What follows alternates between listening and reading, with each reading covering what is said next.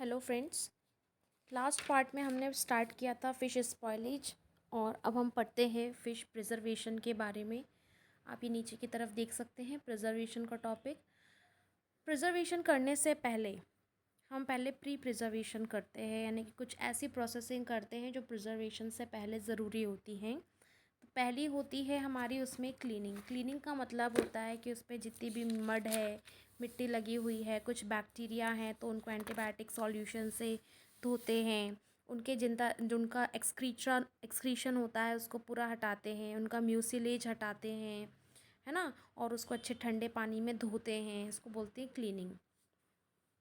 दूसरी होती है गटिंग। गटिंग वर्ड बना है गट से, यानी गट में जितनी भी चीज़ें होती हैं उसको रिमूव करना है, यानी कि फ़िश के अंदर के विसरल ऑर्गन्स को हटाया जाता है।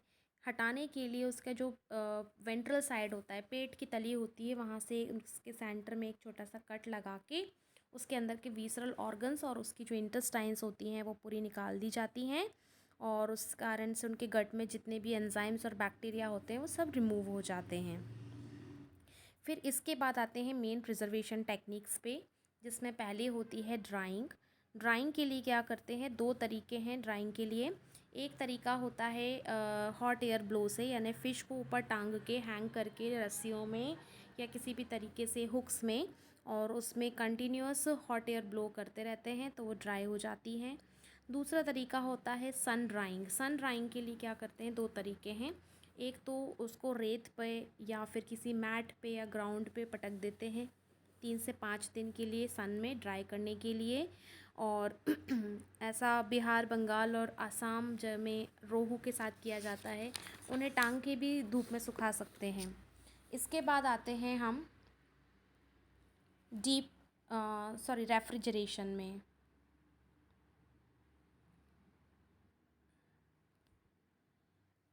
रेफ्रिजरेशन रेफ्रिजरेशन के लिए क्या करते हैं हम, 0 डिग्री सेंटीग्रेड पे मछली को, प्री प्रिजर्व्ड मछलियाँ जो होती हैं उसको 0 डिग्री सेंटीग्रेड पे फ्रीज़ कर देते हैं।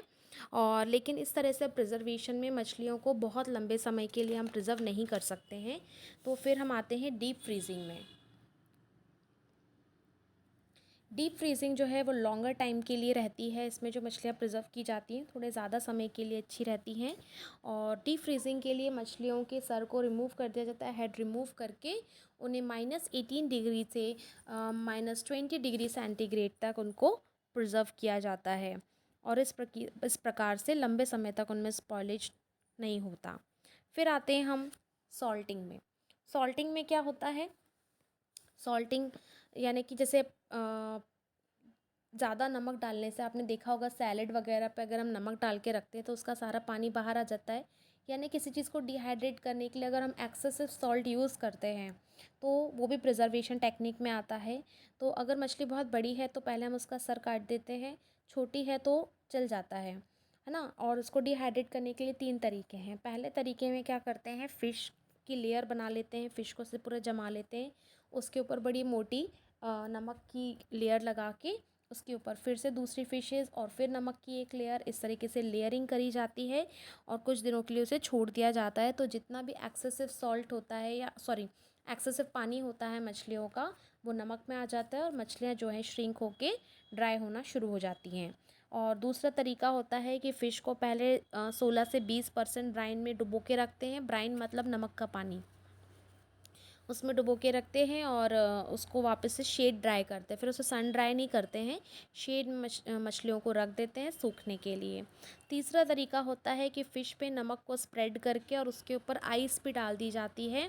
और ऐसा ये जो टेक्निक है वो 2 से 3 डिग्री सेंटीग्रेड पर की जाती है। तो ये हो जाती है आपकी सॉल्टिंग।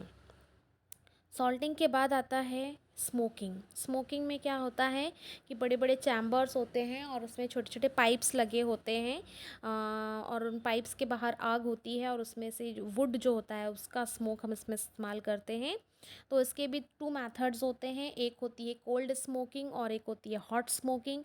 कोल्ड स्मोकिंग में हम फ़िश को सॉल्ट करते हैं। सॉल्टिंग करने के बाद उसे पहले 38 डिग्री सेंटीग्रेड पर स्मोकलेस फायर से एक्सपोज़ कराते हैं, यानी कि उसमें स्मोक नहीं होता है, ऐसी आग में एक्सपोज़ कराते हैं। और फिर उसके बाद स्मोक वाली फायर से एक्सपोज़ कराते हैं 18 डिग्री सेंटीग्रेड पे।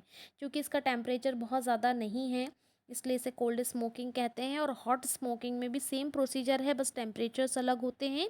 इसमें भी सॉल्ट करने के बाद पहले 130 डिग्री पर स्मोकलेस फायर से एक्सपोज कराते हैं और उसके बाद 40 डिग्री पर स्मोक फायर से एक्सपोज कराते हैं। फिर उसके बाद आते हैं कैनिंग पर।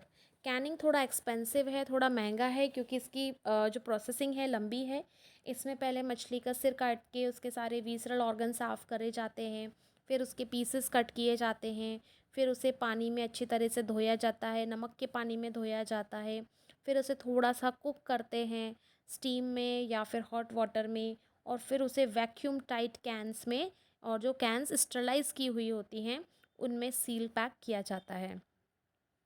इसके बाद आते हैं केमिकल प्रिजर्वेशन में। केमिकल प्रिजर्वेशन में क्या करते हैं, ऐसे केमिकल्स के पानी में या ऐसे केमिकल्स की मदद ली जाती है जो कि उसको स्पॉइल होने से या उनकी एंजाइमेटिक एक्टिविटी को रोकने में मदद करते हैं। जैसे सोडियम बेंजोएट है, सोडियम क्लोराइड, सोडियम नाइट्राइट।